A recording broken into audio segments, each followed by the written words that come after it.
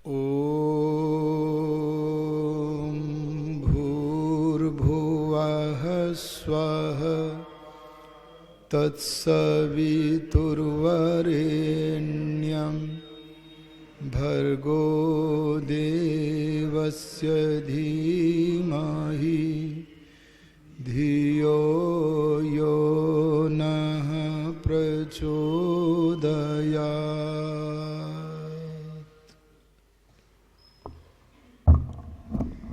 आर्य समाज कुबेर नगर अहमदाबाद के तत्वावधान में आयोजित सत्संग समारोह में समुपस्थित आर्यजन, सनातन धर्मी, वैदिक धर्मी, श्रद्धालुओं, सत्यार्थ प्रकाश व्याख्यान माला के क्रम में इस समय कुछ बातों को ग्रहण करते हुए तृतीय समोल्लास चल रहा है।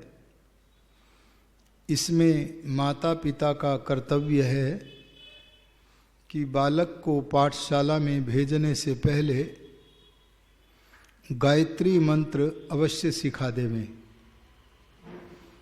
इसी क्रम में गायत्री मंत्र का उपदेश आपके मध्य में चल रहा है। हम पीछे के प्रवचनों में गायत्री मंत्र का क्या महत्व है यह बता चुके हैं और गायत्री मंत्र के आरंभ में जो 3 व्याहृतियाँ हैं भूः भुवः स्वः, उस पर भी विचार कर चुके हैं। आइए आज आगे के भाग को लेते हैं। इस पर भी हम कल कुछ बात कर चुके थे। तत्सवितुर्वरेण्यं भर्गो देवस्य धीमहि। सविता सारी सृष्टि को बनाने वाले को कहते हैं। यहाँ सविता शब्द का प्रयोग षष्ठी विभक्ति के एक वचन में हुआ है, तो अर्थ हुआ सृष्टि उत्पत्ति कर्ता, देवस्य देवता के। देव शब्द का अर्थ है सबकी धर्मात्माओं की विजय चाहने वाला, स्वयं अजेय, सर्वत्र धर्मात्माओं की विजय चाहने वाले देवता सविता देव के वरेण्यम वर्ण करने योग्य अत्यंत श्रेष्ठ तत् उस जो परोक्ष है, उस परोक्ष वस्तु का नाम है भर्ग। भर्ग का अर्थ है जो भस्म कर दे। हम किसे भस्म कराना चाहते हैं? अपने अंदर के शत्रुओं को, जिनका नाम 5 क्लेश है। क्या नाम है? अविद्या, अस्मिता, राग, द्वेष और अभिनिवेश। ये भय निर्धन को, धनवान को, बलवान को, निर्बल को, विद्वान को, अविद्वान को, सभी को होते हैं। इन क्लेशों से जो बच जाता है वह पूर्ण योगी होता है, और जो पूर्ण योगी होता है उसे कहते हैं हम ऋषि। ऋषि का अर्थ है जिसे दर्शन होता है, आंतरिक दर्शन होता है। परमात्मा के समीपस्थ होने से परमात्मा से जो भी चाहता है वह जान लेता है। ऐसा महान योगी ऋषि कहलाता है। तो ऋषि को छोड़कर सबको ये क्लेश होते हैं। हम अपने इन 5 क्लेशों को परमात्मा से भुनवाना चाहते हैं। भुनवाना किस लिए चाहते हैं? जिससे कि ये उगे ना। जैसे चना है ना, चना अगर उसे भून दें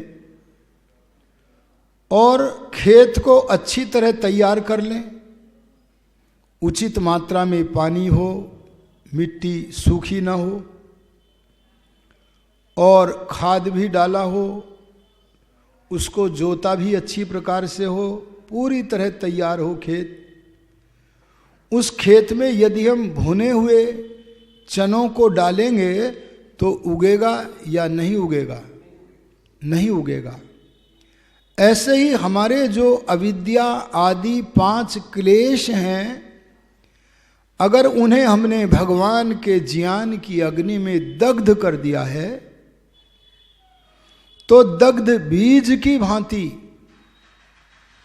ये 5 क्लेश भी हमें तंग नहीं करेंगे, हमें नाश नहीं नचाएंगे। और इन क्लेशों को भस्म करने वाली जो वस्तु है परमात्मा की, उसका नाम है भर्ग। क्या नाम है? सब क्लेशों को भस्म करने हारा भगवान का स्वरूप। और जब तक स्वरूप नहीं प्रकट हुआ तब तक भगवान का ज्ञान और भगवान का आनंद, भगवान के ज्ञान और आनंद स्वरूप सामर्थ्य, उसे धीमहि हम ध्यान करते हैं। क्या अर्थ हुआ जी? एक हम ध्यान करते हैं। अभी तो हमें प्रत्यक्ष न होने से केवल ध्यान करना है कि हे प्रभो, आपकी ज्ञान की किरणें हमें मिल क्यों नहीं रही हैं? हम तो बहुत समय से चाहना कर रहे हैं। जब ऐसे विचार करोगे तो आपको पता चलेगा कि परमात्मा के ज्ञान की किरणों का आभास, प्रतीति तब तक नहीं होगी जब तक वासनाओं का संग्रह करते रहेंगे। अब कार्यक्रम अर्थात पुरुषार्थ यह करना है कि वासनाओं का जो पहले संग्रह किया जा रहा था, अब उन संग्रह की गई वासनाओं को भी हटाना है और नया संग्रह करना नहीं है। क्योंकि वासनाओं का संग्रह भगवान के अंदर से प्राप्त होने वाले ज्ञान शक्ति को रोकता है, ढांपता है, और हम अज्ञान में गोते खाते रहते हैं, भूल भुलैया में फंसे रहते हैं। हमारी स्थिति ऐसी होती है जैसे नदी के भंवर में फंसा हुआ कोई जीव। क्यों जी? होती है कि नहीं? कभी वह भंवर में फंसा हुआ जीव नीचे चला जाता है, कभी ऊपर आ जाता है, कभी नीचे चला जाता है, कभी ऊपर आ जाता है। ऐसे ही वासनाओं के जाल में फंस के कभी हम भूल भुलैया में नीचे गिर जाते हैं फंसकर, और कभी कोशिश करके प्रयत्न करके निकल भी आते हैं। ये भंवर, इससे हम मुक्त हो जाएं। बार बार पतन, इस अवस्था से हम मुक्त हो जाएं। इसीलिए हे पिता, हम आपके भर्ग को धीमहि केवल ध्यान ही नहीं करना चाहते, अगर वह प्राप्त हो जाए तो उसे धारण भी करते हैं। अरे बोलो, क्या करते हैं? कैसे धारण करेंगे? जब मन स्वच्छ हो जाएगा। देखो, नियंत्रण को सुन लेना। अगर नहीं हुआ है तो नहीं कर पाओगे धारण। जब मन स्वच्छ हो गया है तब स्वच्छ मन के दर्पण में भगवान के ज्ञान की किरणें आनी प्रारंभ होंगी। क्या होंगी? प्रारंभ बोल रहा हूं, अभी प्रारंभ हुई है। कैसे होंगी? जब कोई विचार करोगे, जब कोई बोलोगे, जब कभी कोई कार्य करोगे तो आत्मा में कुछ होगा। बोलो, होगा कि नहीं होगा? कहां होगा? आत्मा में होगा। पर आत्मा में जो होगा वो आत्मा में आत्मा की ओर से नहीं होगा। योगी राज महर्षि दयानंद कहते हैं, हो तो आत्मा में रहा है पर आत्मा के भीतर जो अंतर्यामी परमात्मा है ये हो रहा है उसकी तरफ से। क्या होगा उन्होंने नाम भी बताया है जो होगा। देखो कितनी बड़ी कृपा की है ऋषि ने। उन्होंने कहा अच्छा काम करो, कभी किसी भूखे को भोजन करा के देख लेना,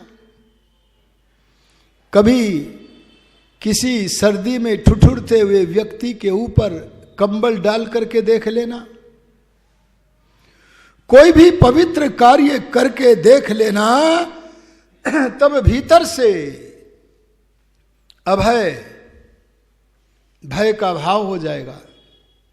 निशंकता, करूं कि न करूं, ये भाव समाप्त हो जाएगा और प्रोत्साहन मिलेगा। वाह बहुत अच्छा कर रहे हो। यह शुभ विचार, शुभ कर्म और शुभ वाणी के होने पर आत्मा के भीतर प्रोत्साहन, आत्मा की अपनी ओर से नहीं बल्कि आत्मा के भीतर विद्यमान परमात्मा की ओर से होता है।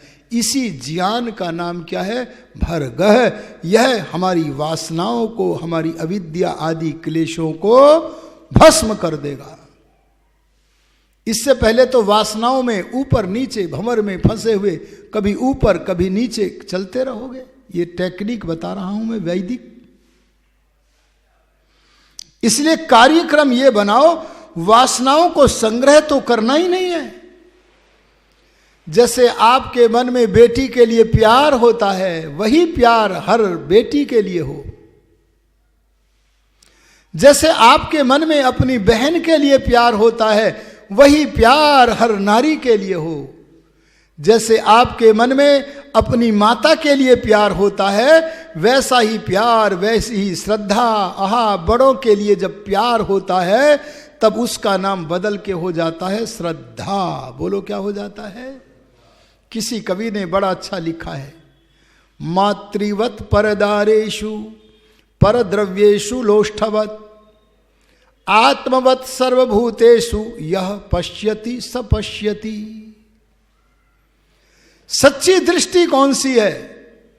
जो सब नारियों में मातृवत भावना रखे। किसके समान? देखो ऋषि दयानंद जी महाराज एक मंदिर के बराबर में से गुजर रहे हैं। एक 5 साल की बच्ची नग्न बच्चों के साथ क्रीड़ा कर रही है। उस छोटी सी बच्ची के भीतर भी ऋषि दयानंद ने मातृत्व के दर्शन कर लिए और छोटी सी बच्ची के सामने हाथ जोड़ करके खड़े हो गए। यही तो शास्त्रों में कहा है, बनना पड़ेगा मातृवत सर्वभूतेषु, सारे प्राणियों में मातृवत परदारेषु, सारी महिलाओं में क्या करना पड़ेगा? माता की भावना। पर द्रव्येषु लोष्ठवत, और दूसरों के द्रव्य को, आहा किसी वस्तु को उसके स्वामी की आज्ञा के बिना ग्रहण न करना। ऐसे जो परद्रव्य को देखता है वही सच में देखता है। आत्मवत सर्वभूतेषु, आत्मवत सर्वभूतेषु, सब प्राणियों में जो अपने आत्मा के तुल्य विचार रखता है वही वास्तव में सबको देखता है। यह भावना हमारी तब बनेगी जब भर्ग प्राप्त होगा। क्या प्राप्त होगा? हमारे क्लेशों को भस्म करने वाला परमात्मा का ज्ञान भीतर से प्राप्त होगा। आहा जब भी हो आपको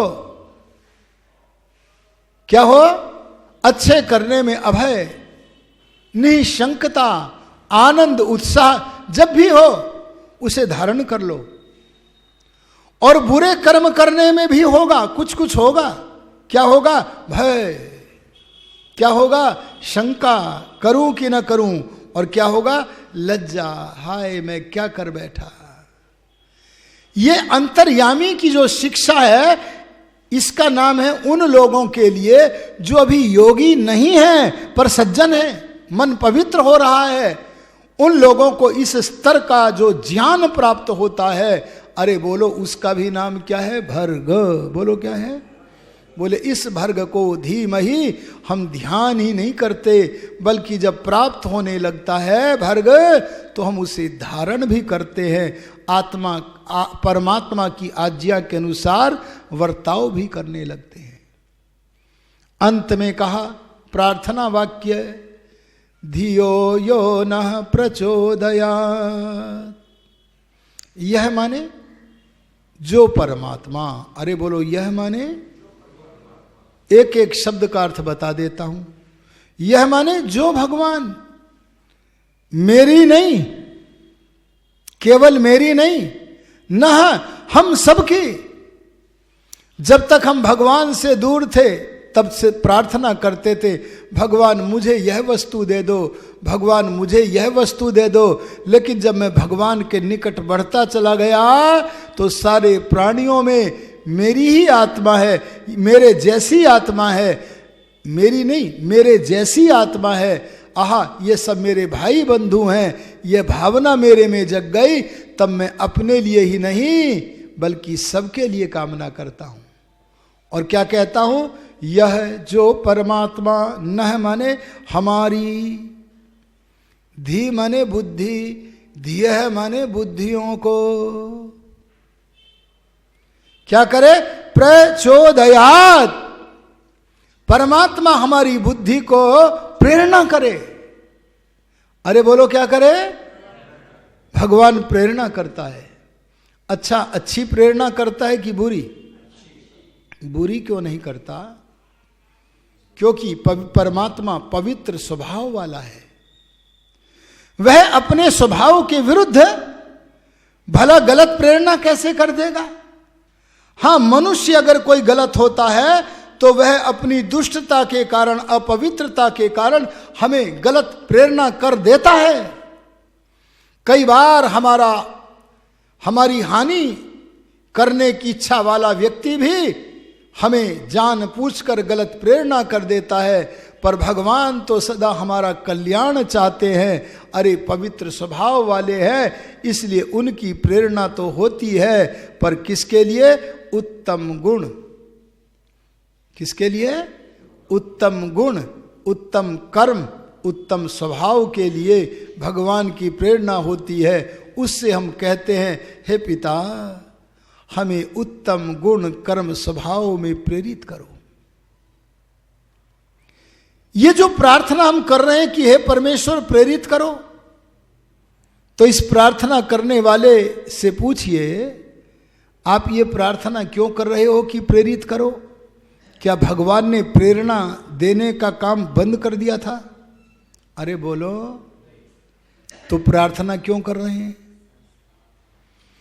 इसका अर्थ यह है कि हे परमात्मन, आपकी प्रेरणा तो सदा सबके लिए होती है, स्वाभाविक रूप से होती है, पर हाँ मैं क्या करूं, अभी आपकी प्रेरणा मुझे प्रतीत नहीं हो रही है। ऐसे ही नहीं हो रही जैसे सूर्य की किरणें धरती की ओर बढ़ती हैं, और हम प्राणी सूर्य की किरणों को चाहते भी हैं, पर कई बार बादलों के कारण, घनघोर कोहरे के कारण उन्हें चीर करके सूर्य की किरणें आ नहीं पाती।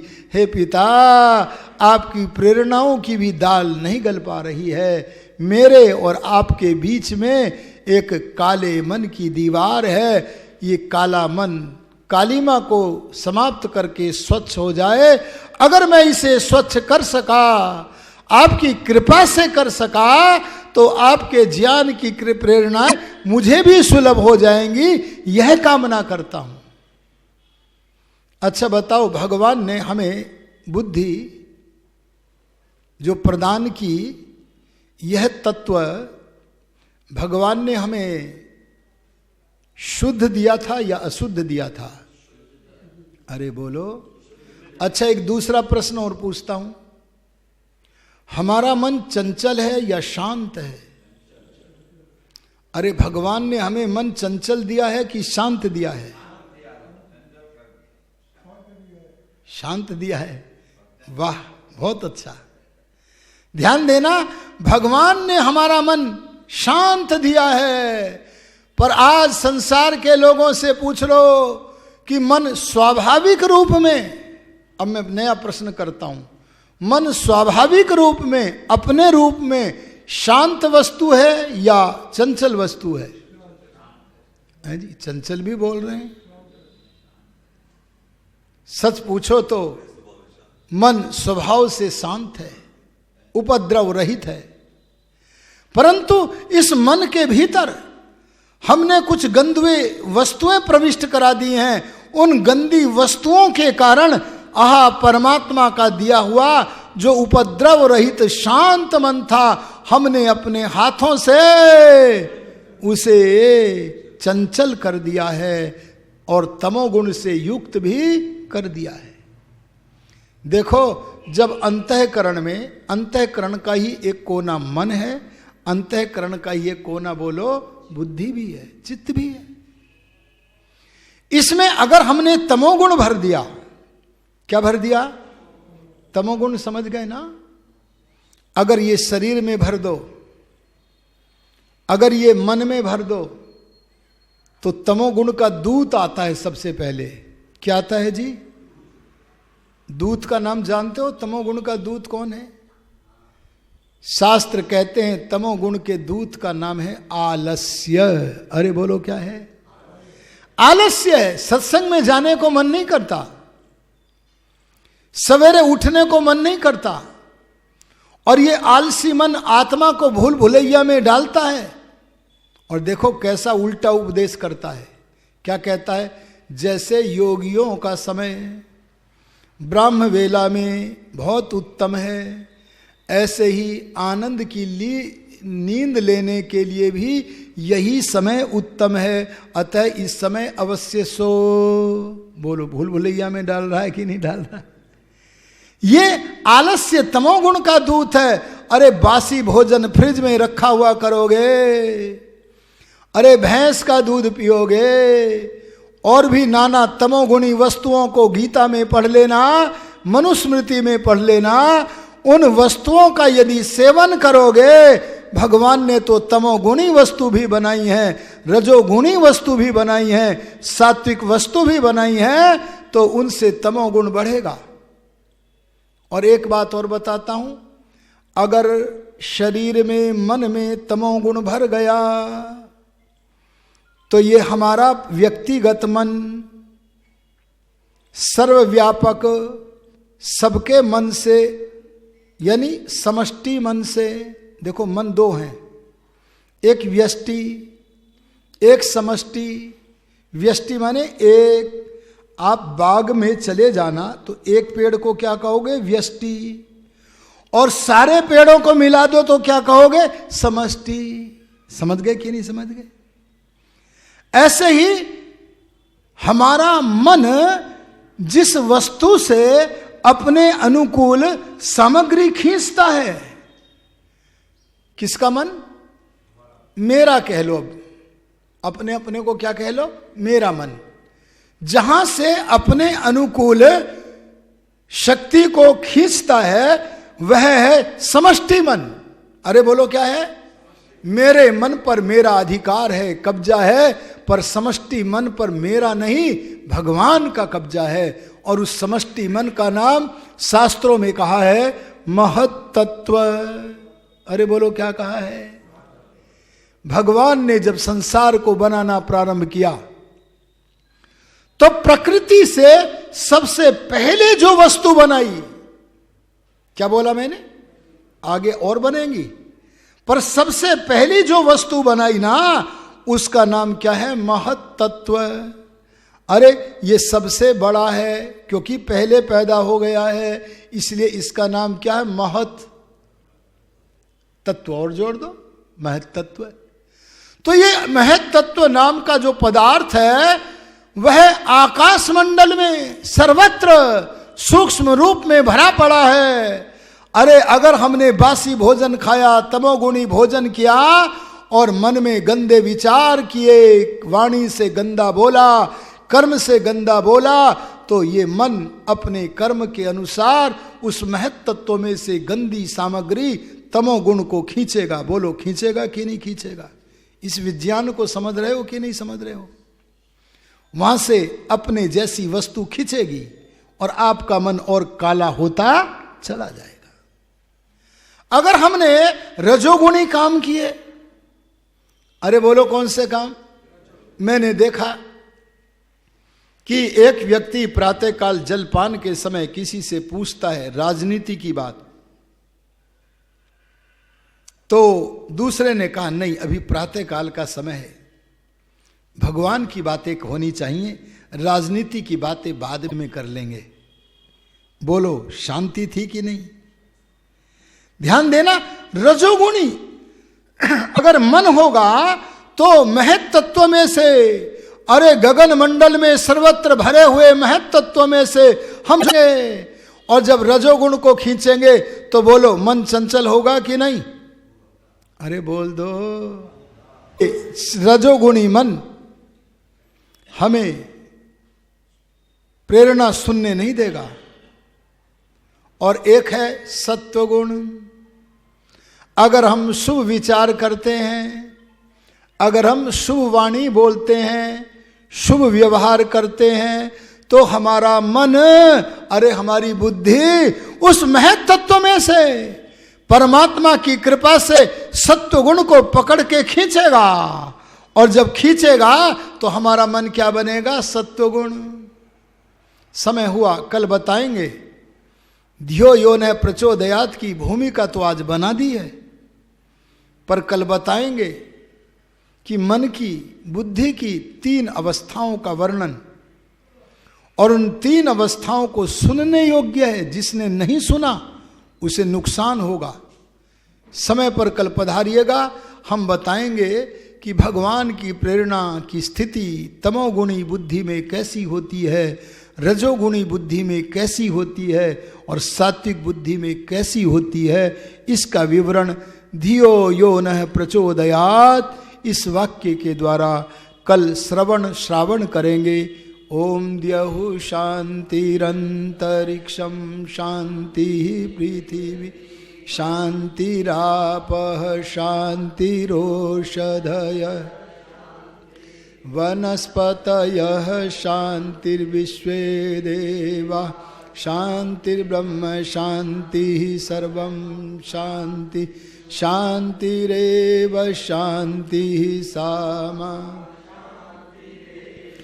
ओम शांति शांति शांति। जो बोले सो अभय।